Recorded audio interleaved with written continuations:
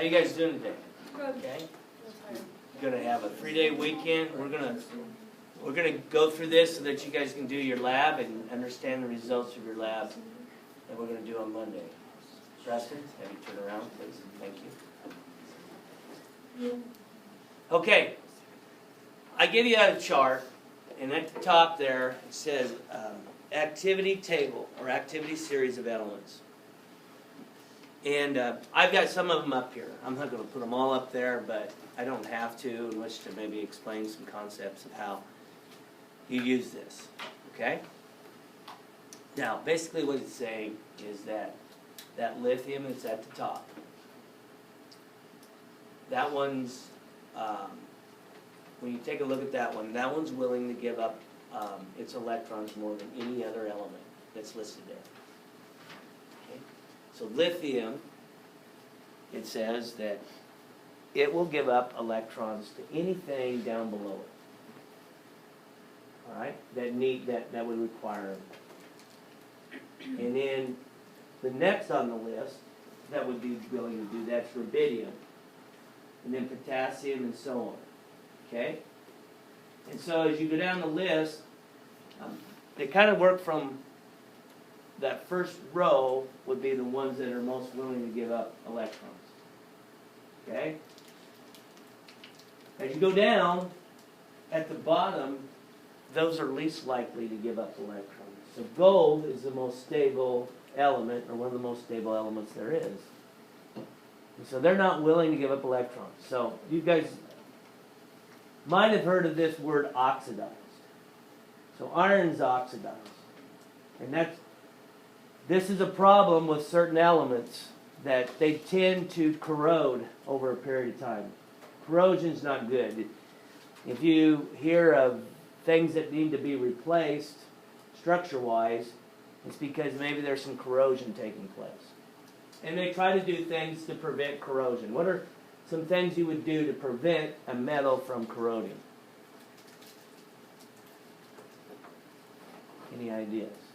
Yeah. Putting a layer over it of some other material. Right. Putting something over it that doesn't expose it to the air, which has oxygen in it. Because that's really what's happening. A lot of times oxygen will give up the electrons to the metal, and then the metal will corrode over a period of time. So iron would be one of those that would do that. Steel, those type of things. But yeah, you can do that, or you can combine it with another metal that doesn't corrode, possibly. All right? You can paint things. You can coat things in plastic, those type of things. And it prevents them from breaking down. Because once they break down, they start to get brittle, and they're not very good. Okay?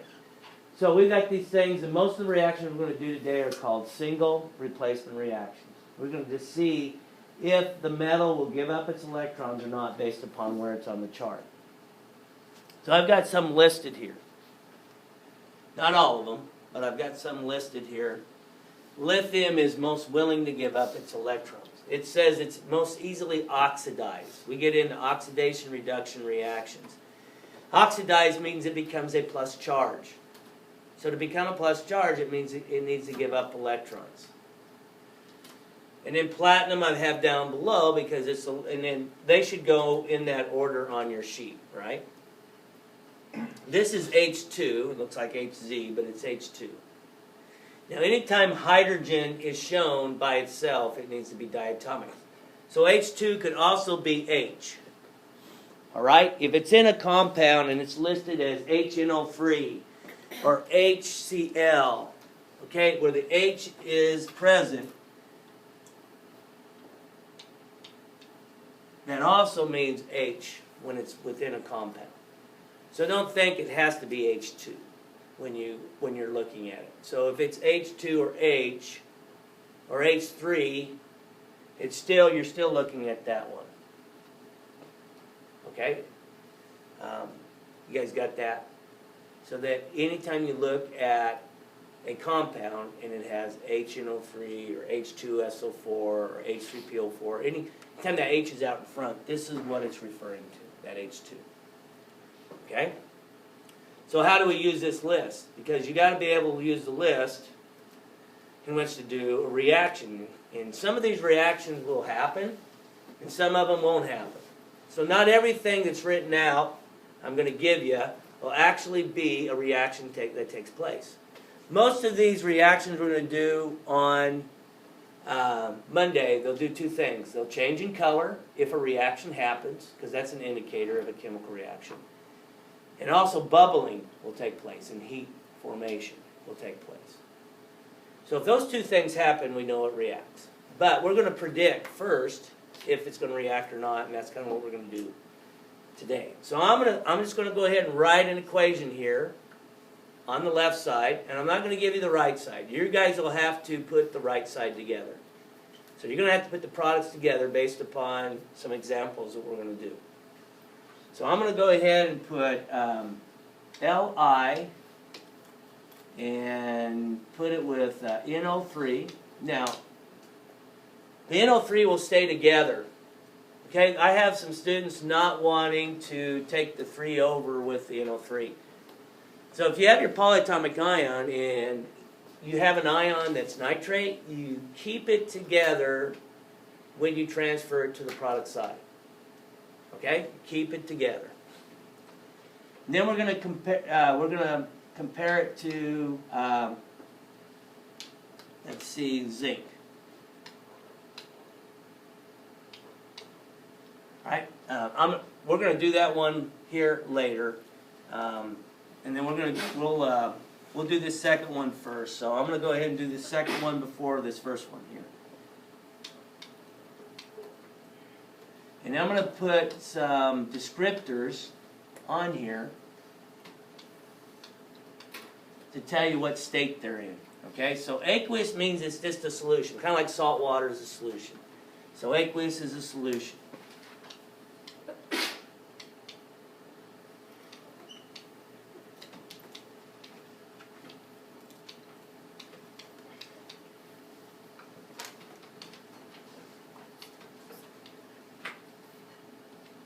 Alright, I'm going to put charges above these, so I think it helps. Barium, when it's by itself, does not have a charge. Okay, copper is a 2, 1 or 2. The chlorine is a -2, and I got 2 of them. That's a negative, or -1. We got 2 of them. That's a -2. So copper is a +2, and chlorine's a -1. Okay. Now we look at our list. This is the same list as you have. Ba is above copper. So what does that mean? So let's say that, now you guys don't have to write this down, but let's say that I have a beaker here, and that beaker has a solution that has CuCl2, so it has copper ions floating around. And it also has chlorine ions floating around.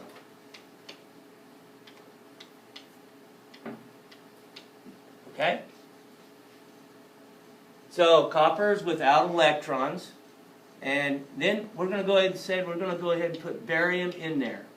So my question to you here later on, will barium cause a reaction to happen? Okay? So let's look at barium and copper. All right? Now, barium is above copper and is willing to give electrons to copper. All right? If it was below copper, then it would not give up electrons to it. So if platinum, if I had PT here, platinum wouldn't give up electrons. Only the ones that are above will give electrons to the ones below it. So since barium's above copper, barium's going to give up its electrons to copper. All right? So after I put barium in there, barium's going to give up its electrons. So what does barium going to look like after it gives up its electrons? So find barium on the periodic table. What charge is barium going to be once it gives up its electrons? What's it going to be? Look on the periodic table. What charge is barium? +2. So barium's going to be a +2 over here.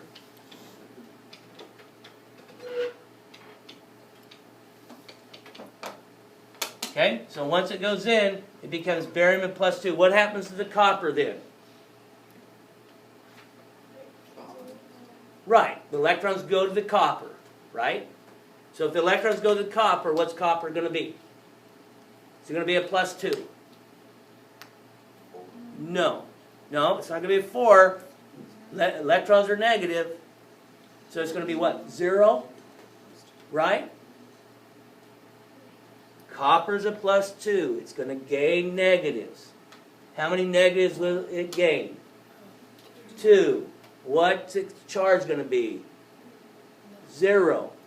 If it's 0, it's a solid, right? So it's going to form Cu solid. So we're going to get a copper formed in that solution, and barium is going to give up its electrons. So how do we show that here? We don't want to show this over here. Now I didn't write the chlorines in there because they're not affected. We call those spectator ions. Later on, we say, well, there's nothing happens to chlorine because they're just spectator ions. Okay? So how would I show this here? So barium would now be with the chlorines, because there's chlorines floating around in there too that I haven't shown. So then I write Ba and Cl together. Okay? Now barium's a +2 on this side. What's chlorine's charge? It doesn't change, right? It's still a -1. So how many chlorines am I going to have? 2. So it's going to be BaCl2, and it's going to be aqueous because those ions are floating around in there. They're just floating around. And what else am I going to have to show? What else is in there? Copper. Solid. Okay? So here's the main thing. If an element's by itself, and it's above an element that's an ion, okay, it's going to give electrons to that ion. And that ion's going to become neutral. And then the solid will become charged. And that is a chemical reaction. Do I have a new product on this side? Yeah, I got copper. Copper solid. I didn't have copper solid on this side. I do have, so we'll get a change of color. Change of color will happen. So let's look at this one up here. I'm going to go ahead and write charges. You guys don't have to write the charges, but it's kind of nice that you do that because it makes it easy on the right side when you have to rewrite them. So if I write them on the left side,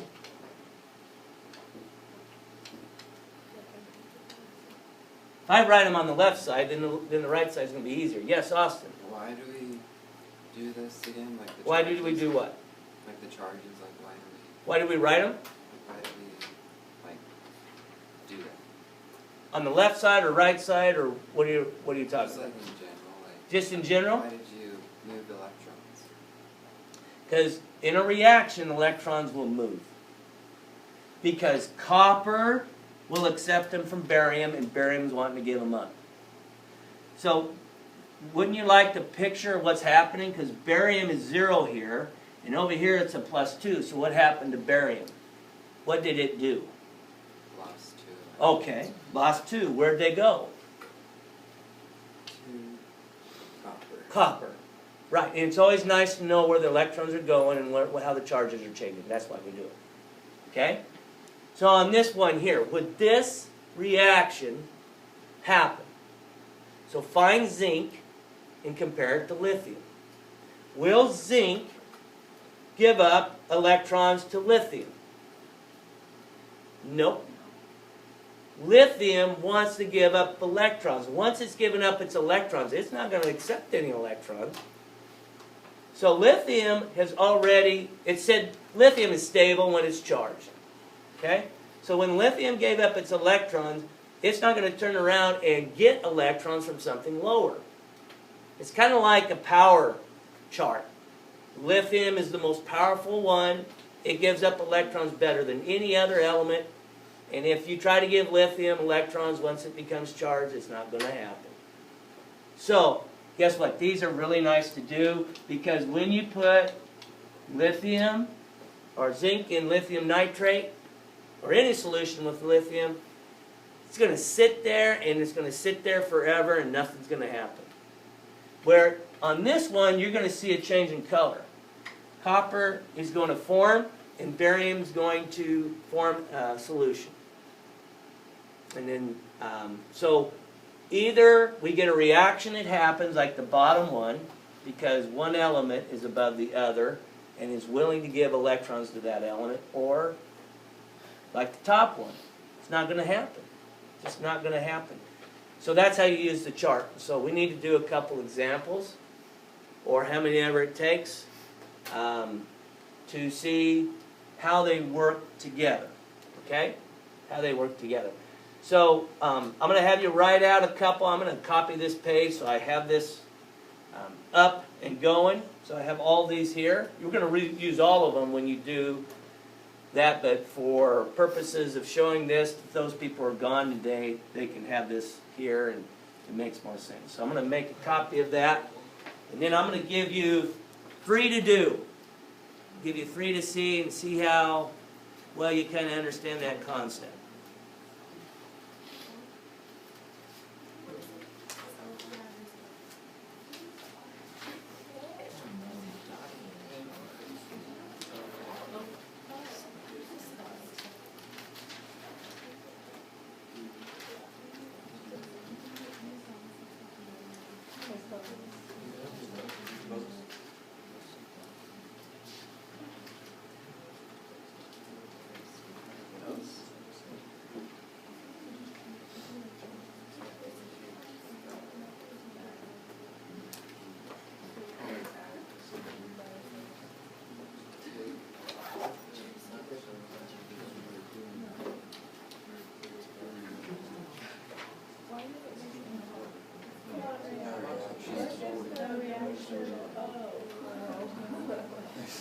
I thought you were using the N from NO or Did you? yeah. It's just, if you write NR, it's just no reaction. And you got to like those. Anytime you get a no reaction, you don't have to do any work other than recognizing it's no reaction. So I'm going to give you 3 here to do, okay, with the symbols I have up here, okay? And then we'll see if what you think, how those are going to work. All right?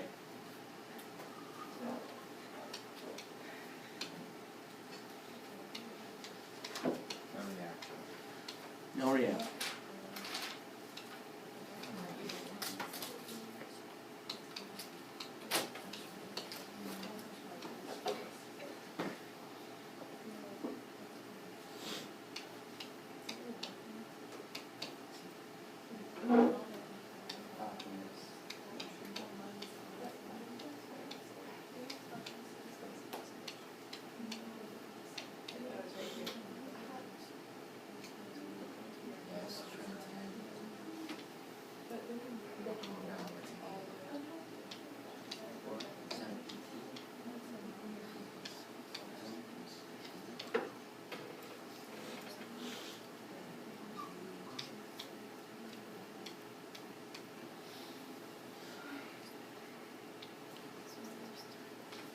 Actually, I'm going to give you 4.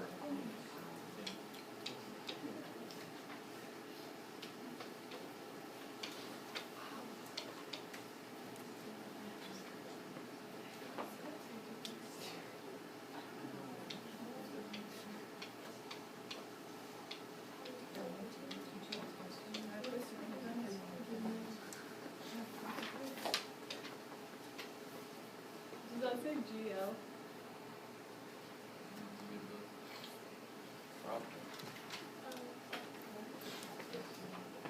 What does that say plus LI on the first one? It's a solid. Oh.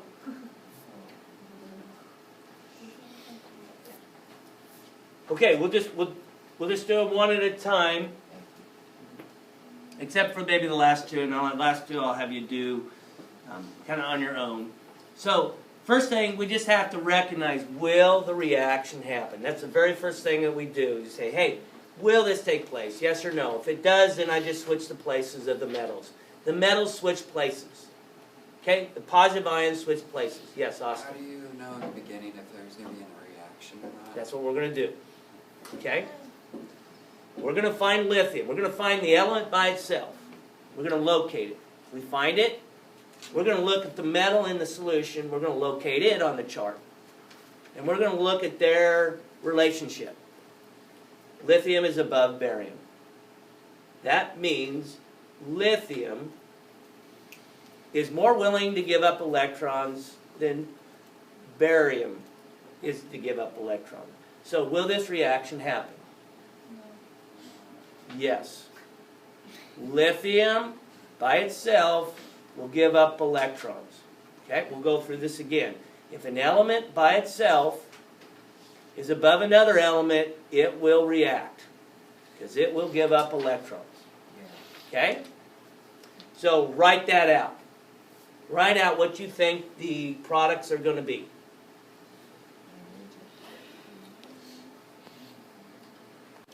So that would be your final result. Do the second one. See if you guys can determine the second one. First of all, the reaction is going to happen based upon the placement. And if it does happen, then you'll have to write it out. If it doesn't happen, you just will say no reaction. Okay? PT solid plus CuI2 aqueous.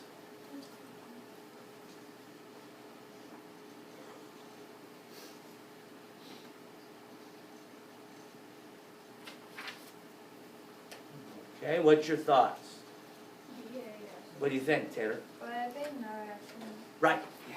PT says, copper, I'm going to give you some electrons, and copper will say, no thank you. Okay? I am a plus charge. I don't need any electrons. Okay? I'll be willing to give them up, but I don't have anything to give up because I'm a plus 2 charge. So platinum is below copper, and you would say, no reaction, nothing's going to happen. The ones lower on the list won't have very many reactions that they can do.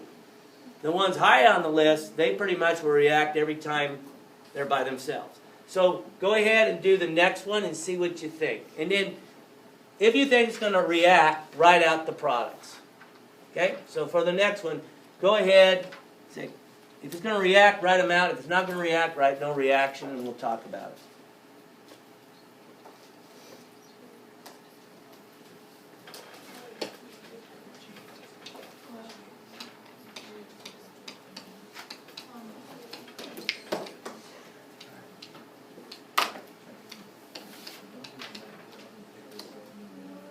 Yeah, Austin. So like manganese, it has like multiple charges. How do you know which one it's going to be? You know what charge it is here. Because you can look at sulfate. And sulfate tells you what manganese charge is going to be. Yep.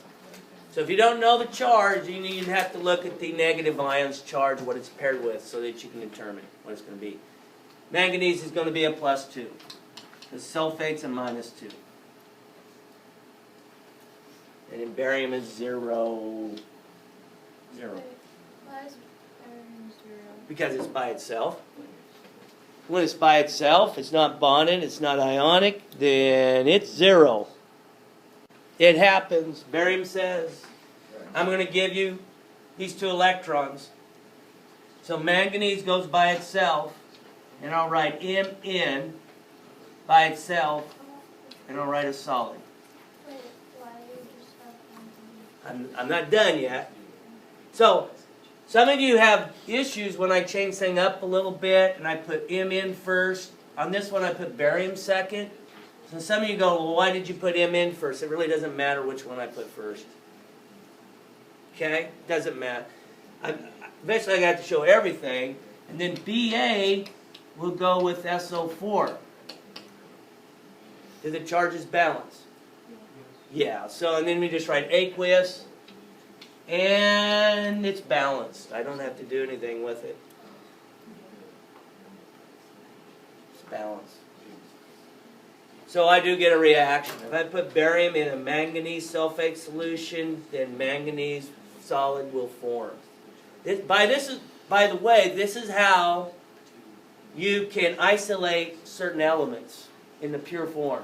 Is to put them with something that they're willing to give electrons to. And so you can get manganese in the pure form doing it this way. Okay? And the last one, you guys do the last one. HNO3 plus Zn. HNO3 plus Zn.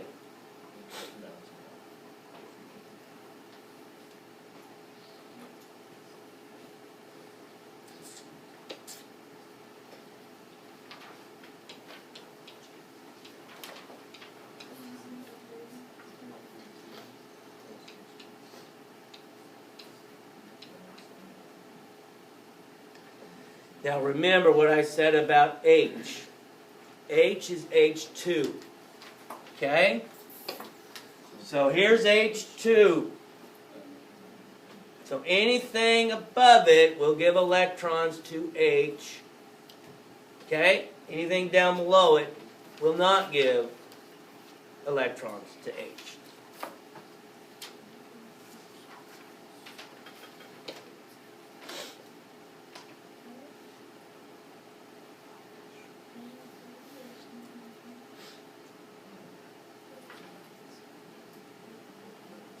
So does that reaction happen? Yes. Okay, now rewrite it, and then we'll see what you have for your final products.